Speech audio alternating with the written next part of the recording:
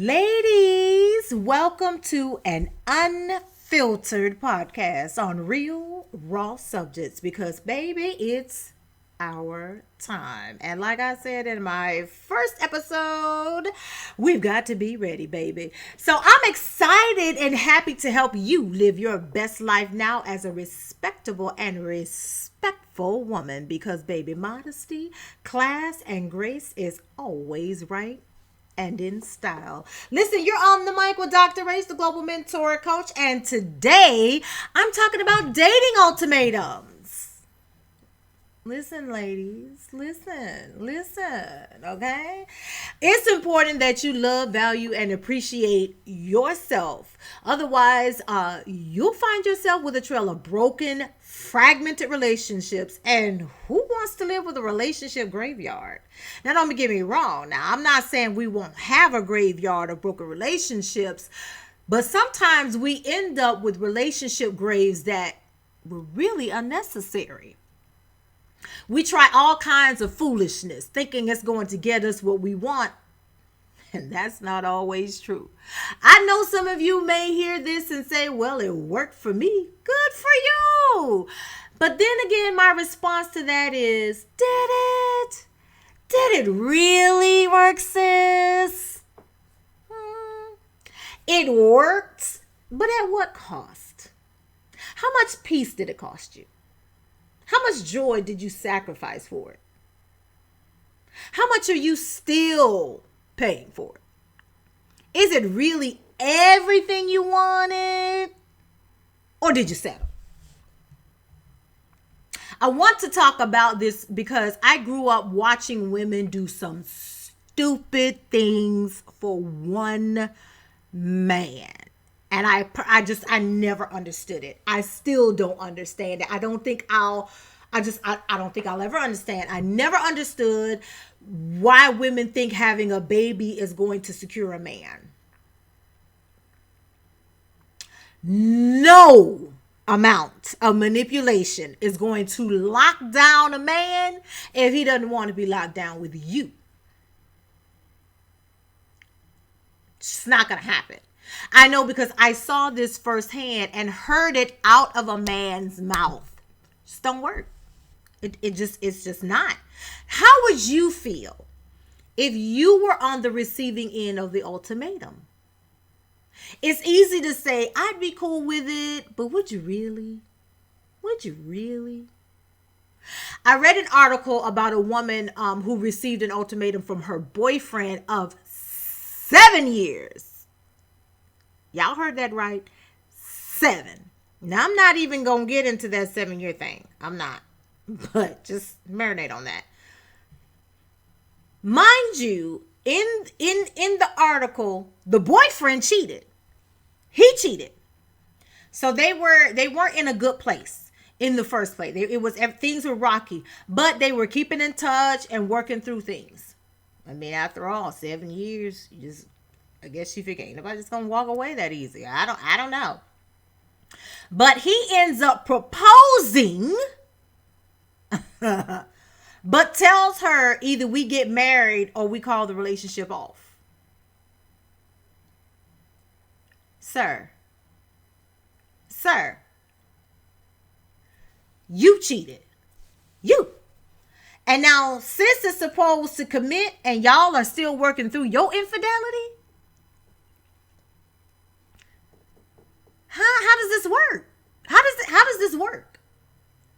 Now I ask you, ladies, because I'm pondering this myself. How you think she felt? Because personally, I feel like she felt trapped.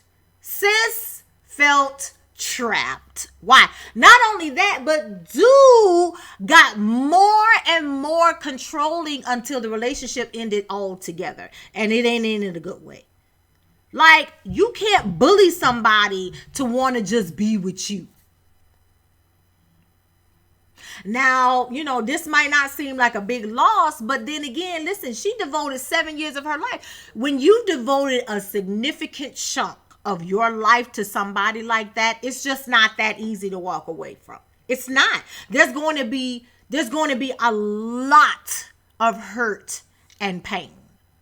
So instead of issuing an ultimatum, why don't you just have an adult conversation? There's in an article I read, it said a psychologist argues that the truly empowered person is aware of what they want and is able to ask for it. This is the riskier option, but the more powerful one. And I agree. Another psychologist says nobody wants to feel threatened. However, again, if you are genuinely stating your boundaries and intentions, ergo, you want to get married before you're 30 or you're losing interest because of no marriage, then share those feelings with your partner. Everything is about timing. Okay, everything is about timing, but it's important to have those conversations. So like for me, I always say how you start is how things will be. So start out how you want the relationship to go. If you start with ultimatums and they relent, expect a relationship full of ultimatums, and ultimately this is only going to lead to a relationship of manipulation and control, and you can get tired of it. I'm sorry, it is. That's not healthy for anybody. It's just not healthy. What happens when that person becomes empowered and gets sick of it? And they don't want to be manipulated no more. They don't want to deal with the control. They don't care about your ultimatums. And they start clapping back. What happens when they walk away? Because it's toxic and they're aware that it's toxic. And they say, okay, you know what? I love me more than to be bothered with this. I'm out. Believe me, doing this ultimatums, I don't care what you say, I don't care how you frame it, it's toxic. And it's toxic behavior. I'm not saying don't want what you want, because it's valid. Want what you want. What you want is absolutely valid. What I'm saying is do better about expressing what you want. There's nothing wrong with you stating your intentions up front. Don't be out here dating for the sake of dating, wasting folks' time. If you know you want to be married by a certain age, then say that up front. You're not asking that person to marry you today or to propose to you today, but you're putting it out there so they can make an informed decision of whether they want to continue to date you, or you can find out if you have anything in common. Do you have a similar goal? If not, peace. I'm out. I don't consider that an ultimatum. It's you expressing your desires. But you need to ask the person how they feel about it. Based on their response, then again, you can make an informed decision on whether you want to move forward. I know some people who date for the sake of they date for practice, and they date for free meals and all that kind of stuff. Who ain't nobody got time for that? What?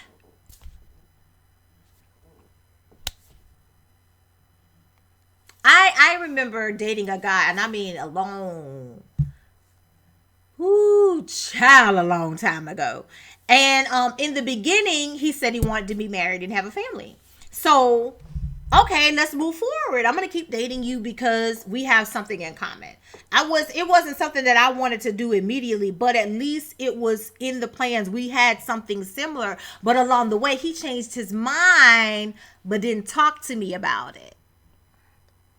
We got into a heated argument about it, and I had to make a decision of whether I wanted to waste more time dating somebody who no longer wanted the same things I wanted. I wasn't mad at him for changing his mind. It was his prerogative to change his mind. Was I upset? Yes, but there was nothing I could do about it. I was not about to sit here and try to convince him to change his mind again. I'm not trying to live a life or be in a relationship with somebody. I got to keep changing your mind so we can be in agreement. That's no. So I finally made up my mind to move on with my life, despite his attempts to continue to want to see me.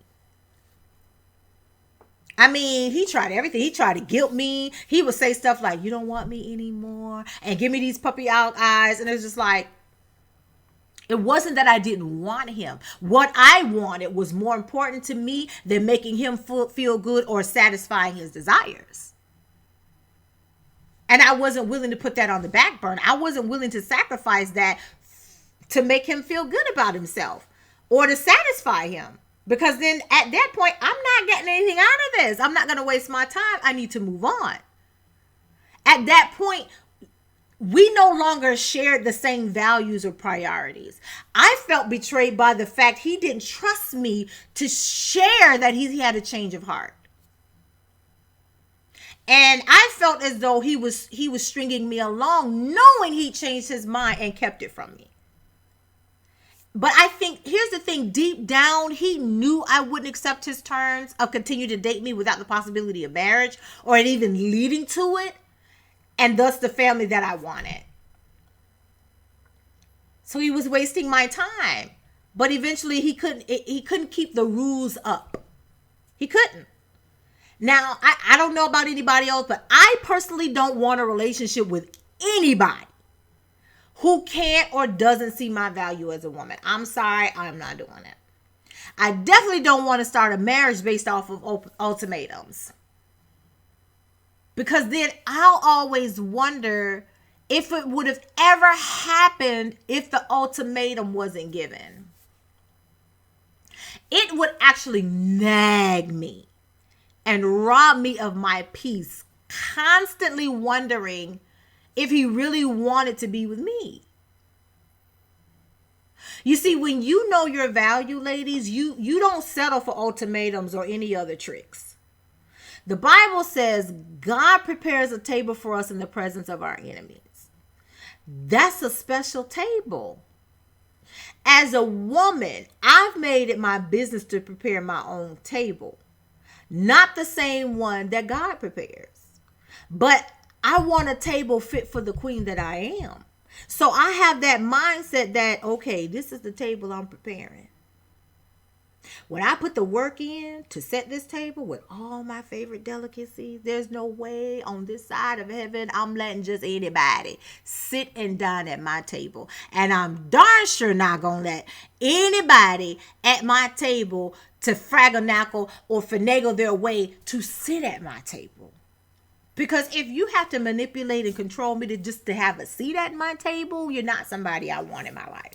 So when you have that perspective, okay, you know what? I put in the work for the life I want. I like this. So if you're a lady that like the finer things, you like the lobster and the scallops and steak and shrimp, and you like jewels and diamonds and bling, you like Broadway, you like going to concerts and basketball games, and you don't want to sit in nosebleed section. You want to sit and you want good seats. You want seats on the 50-yard line to watch the game, and you want box seats for the concert. You want nice things. You want the Tesla that starts at 75,000 base, and then you got to add on extras. You want the Rolls Royce Classic. You want these nice things. When you put in the work to prepare a table like that, connections that you've made, business deals, income, like you've created wealth for yourself, and not just monetary wealth, not just physical tangible things, but you as a person, you are now a woman of pure value that people desire. Like, people just want to be around you. People want your attention. People want to know you for who you know. People just want to know you because you just a bomb.com. When you set yourself up like that and you put things in place, you don't just let nobody sit at your table. You screen accordingly. You make time to take a look at people. You examine them, and you have these standards for yourself, and you exact those standards. What does that mean? Listen, I know that these are my values. These are the things that govern my life. This is what I'm looking for. And I not only want to date at my level of association or my desired association, but my friends, my acquaintances. I do business with people at a certain level of association. See, you're not just connecting with people for the sake of connecting. You're intentional about your relationships. So, okay, I like this, and this, and I value this thing, and this thing. And when you start putting those things in the forefront of your mind, when you encounter people, if they don't check off, it's like, I don't need to waste my time talking to you. I was at an event last week. It was a kickoff event for businesses, and I looked around that room. I knew exactly who I wanted to talk to, who I didn't want to talk to. I didn't bother wasting my time with a lot of people, not just because of body language and just certain things, but behavior patterns. I watched the way they drank excessively. I watched everything. I just watched so many different things that spoke to me about the character of that person, and that made me not want to be bothered. I knew there were people who walked around doing this with their business cards, just handing them out like they were playing a card game. One lady walked up, interrupted a conversation I was having with someone, did not say excuse me. She just handed us her cards and said, I'm just doing this because they told me to do it. This is me, and get in touch with me. What do you think I did with that card? It's in the trash. Not only did I throw it away, the woman I was talking to looked at me and was shocked, and she threw it away. Because that's not how you network, connecting. You have conversation with people. At the end of the night, a gentleman walked up. He said, excuse me, introduced himself, but ignored the person I was talking to. So you only gave me your card and talked to me, but you didn't talk to the person that I was standing talking to. So you said, excuse me, you wanted to talk to us, but you completely ignored her. And so that tells me you don't value relationships or people, and that's not respectful or respectable. And when we talked about it after, she said, well, at least he said, excuse me. And I said, yes, he did. Am I calling him? No. Do I still have his card? No. Why? Because relationships matter to me. And what that says to me is you were not honorable to the person I was talking to. You barely spoke to her. You said, excuse me, but you barely spoke to her. And so even if that wasn't someone you wanted to talk to, you want to do business with me, but I'm standing talking to her to do business with her, wouldn't you want to at least acknowledge that relationship and that connection? You should. See, this is what I'm talking about, being intentional about your relationships and who you connect with and how you connect with people. You have to know what you value and what you're willing to compromise on. And there are some things I am absolutely not willing to compromise on. And I'm not giving anybody an ultimatum to be my friend, to stay around me, to be in a relationship with me, to do anything, because I will not have peace worrying about whether or not this person really wanting to be with me because of who I am, or because of sheer magnetism. There's an attraction there. There's something that I have of value. They see me as a woman of worth. They see my value, and they see me as potential, as someone they want a relationship with. The other thing is, even in friendships, I had a gentleman, I had a call with him. We connected on LinkedIn, and it was a great connection. And I made it my business to be intentional about staying in connection and having that conversation, checking in once a week. Because if you tell me you want to check in once a week, I'm looking for a weekly check-in. Now, after a while, am I going to continue reaching out to check in with someone who said they want to check in weekly with me? Absolutely not. Why? Because at this point, you are not being intentional and you are not honoring your word. To me, when it comes to relationships, it's like spending money. When I go somewhere, I do not beg anybody to take my money.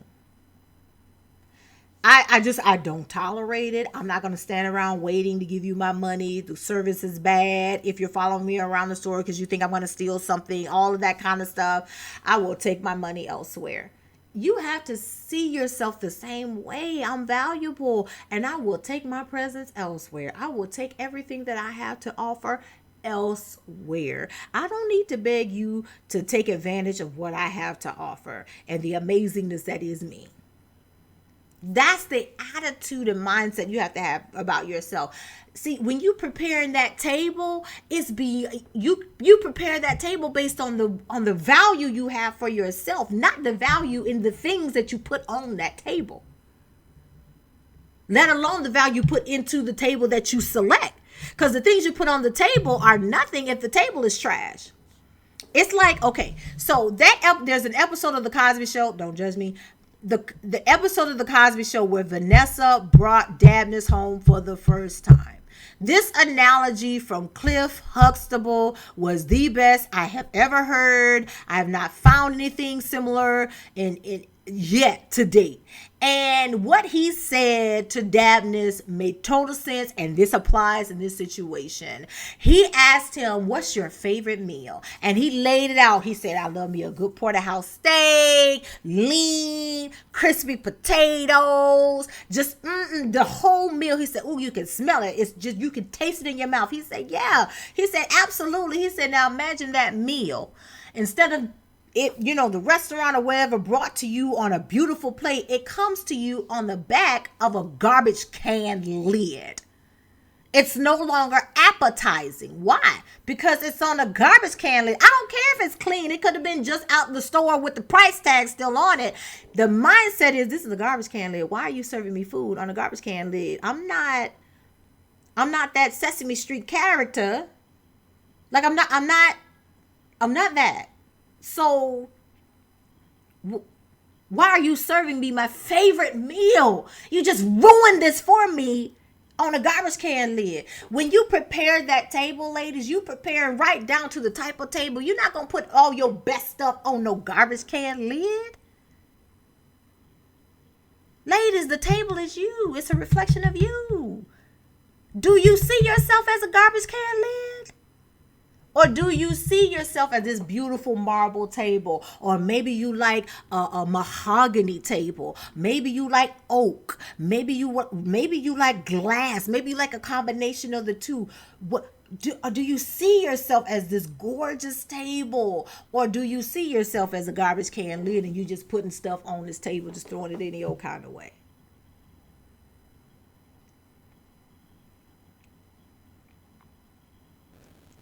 To me, dating ultimatums is like that. Taking what you desire and presenting it on a garbage can lid.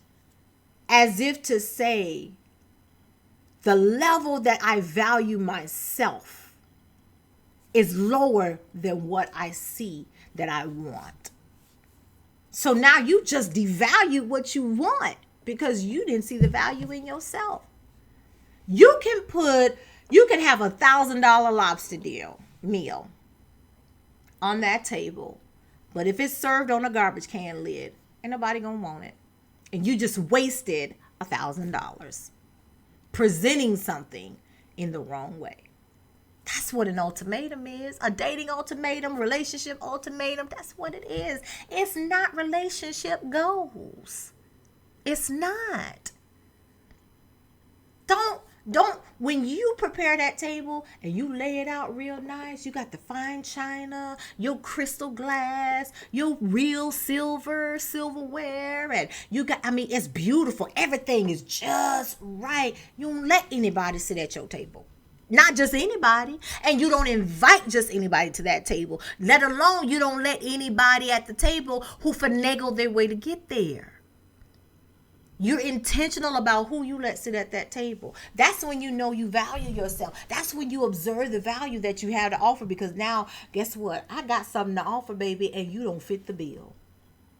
It's not about being arrogant or cocky or putting other people down. It's about dating at the level of your association, not just where you are, but where you want to go, and recognizing that, you know what? I put in a lot of work for what I want. And I deserve better than to have to beg somebody to want to be with me. That's what an ultimatum is. And it boils down to, how much do you love, value, and appreciate yourself? So that's all for today, ladies. You've been on the mic with Dr. Ace, the Global Mentor Coach. Thank you so much for listening. If you have some topics you'd like to hear, or if you need a coach to help you achieve your goals, send an email to info@globalmentorcoach.com. Again, that's info@globalmentorcoach.com. Again, thanks for listening. Keep it sexy, classy, and modest as you spread lots of love and light.